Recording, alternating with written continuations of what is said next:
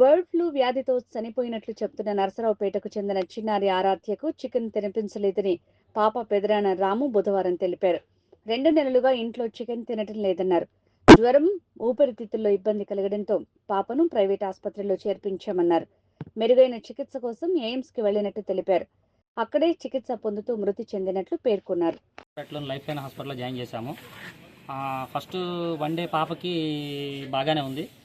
రెండో రోజు కొంచెం పాప వీక్గా ఉండటం వల్ల మాకు ఈ హాస్పిటల్ నచ్చక విజయవాడలో సెంట్రల్ గవర్నమెంట్ ఎయిమ్స్ హాస్పిటల్కి తీసుకెళ్ళాము. ఎయిమ్స్ హాస్పిటల్లో జాయినింగ్ చేసిన తర్వాత పాప 4 రోజుల దాకా బాగానే ఉంది. 4 రోజుల తర్వాత పాప కొంచెం వీక్ అయిపోయి బ్రీతింగ్ తీసుకోకుండా ఐసీయూలో పెట్టాము. వీక్ అయిపోయింది పాప, కొంచెం బాగా వీక్ అయిపోవటం వల్ల ఐసీయూలో పెట్టాము. దానివల్ల ఏం జరిగిందో అర్థం కాక పాప తర్వాత ఒక 4 రోజుల తర్వాత చనిపోవడం జరిగింది.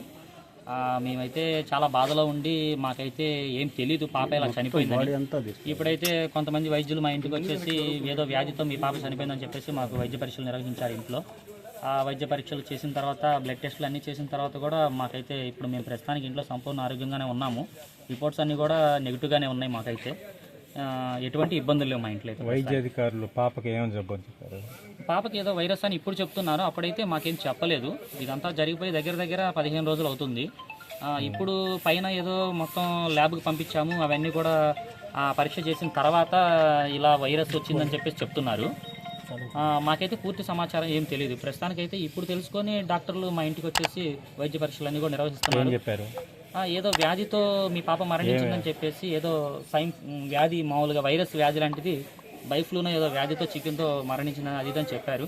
మా ఇంట్లో అయితే మేము దగ్గర 2 నెలల నుంచి ఎటువంటి చికెన్ వాడట్లేదు. మరి ఇలా ఎందుకు జరిగిందనేది మాకైతే తెలియదు. వాస్తవం గతంలో ఒకవేళ ఏమైనా దానివల్ల ఎఫెక్ట్ అయిందేమో. ప్రస్తుతానికైతే ఏమీ లేదు. మేమైతే అందరం బాగానే ఉన్నాం ఇంట్లో.